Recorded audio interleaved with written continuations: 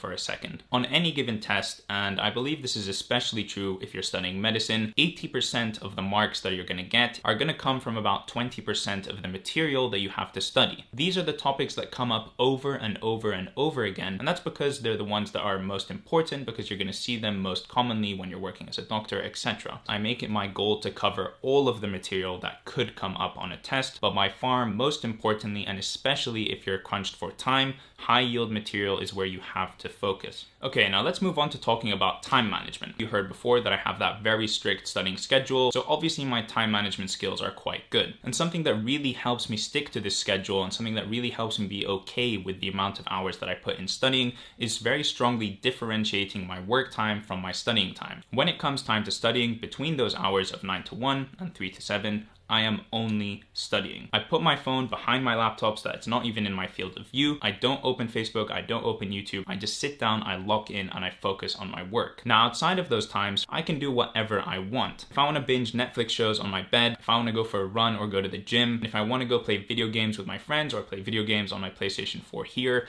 I can do that. I make sure that I'm doing something that I actually enjoy. I don't think about work for a second. I try and relax. I enjoy myself, because if I have so much fun during those times, when it comes time to study, it's fine. I've already chilled. I've already had fun. I've already binged 4 shows of the latest Netflix series. I don't feel the need to do that because I just did that. Now it's time to study. So that's sort of the relationship that I have with my work, and that's how I separate my work from my chill or my fun time. Also hugely important to me is stress relief. Luckily, I think I'm a person that's able to sort of put different things in boxes. You know, if I'm working, but I'm also really stressed about some other life thing that I have to do, I can sort of put that in a box and put it in a side, focus on my work for the next 2-3 hours, whatever it is I need to do, and then I can worry about those other stressors. So that sort of compartmentalization, or pushing things aside, putting things in boxes, is something that if you can train yourself to do, I think would be very, very valuable, because it allows you to focus on the task at hand and deal with other things later when you allocate time to them. Also, speaking about stress, you know, naturally you're going to get stressed at university. There are going to be times when you have lots of different things to do and you're going to feel overwhelmed. For me, whenever that happens, I just take a step back, write everything down on a piece of paper,